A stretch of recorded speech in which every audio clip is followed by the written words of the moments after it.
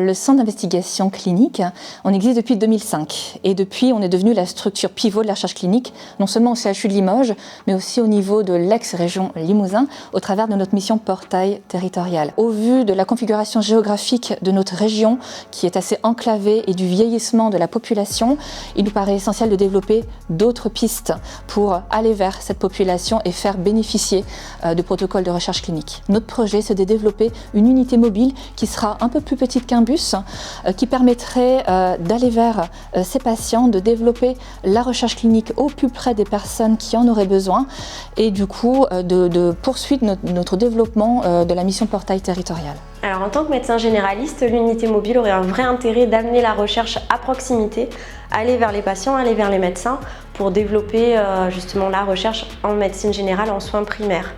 Et du coup, l'unité nous permettrait d'accéder à des essais qui, pour l'instant, n'ont lieu qu'à Limoges ou Péri-Limoges ou Péri-CHU. Moi, personnellement, j'habite Limoges, mais enfin, je me souviens que j'habitais rasé il y a quelques années et qu'il n'y avait aucun moyen de transport pour venir à Limoges.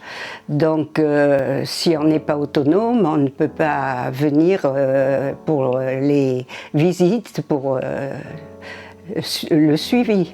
Les patients eux-mêmes nous font part aussi de leurs difficultés. Parfois, pour aller voir un médecin généraliste ou bénéficier de la consultation d'un spécialiste à l'hôpital, il faut compter beaucoup de temps. Parfois, c'est plusieurs dizaines de kilomètres, donc c'est très conséquent. Donc, l'apport d'une unité mobile permettrait de pallier à cette problématique-là. Le bus No Limites, justement, a pour objectif, d'améliorer la prise en charge des patients et de leur proposer de participer à des études de recherche et des traitements innovants.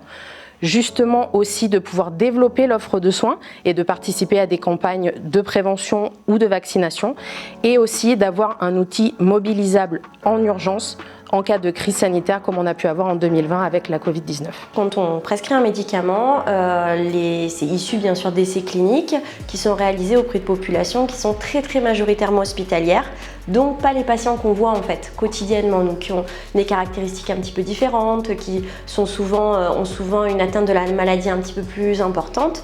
Et l'idée, ce serait de pouvoir mener justement une action de recherche, des essais médicamenteux, par exemple, pour reprendre typiquement un traitement pour l'hypertension, mais auprès de populations plus larges, plus générales, et finalement d'avoir des résultats sur ces populations-là pour mieux adapter les traitements et donc notre activité de soins. Les campagnes sont souvent délaissées, alors donc si on va à leur rencontre, ça ne peut être que bénéfique. En interne, nous avons déjà de multiples demandes des futurs utilisateurs dont les projets sont là. Ce qu'il nous manque aujourd'hui, c'est son financement. L'unité mobile, en tout, il faut compter 180 000 €. Aujourd'hui, il nous en manque 130 000 pour passer commande, espérons en 2024, et avoir une unité mobile qui puisse être déployée dès 2025 sur l'ensemble de notre territoire.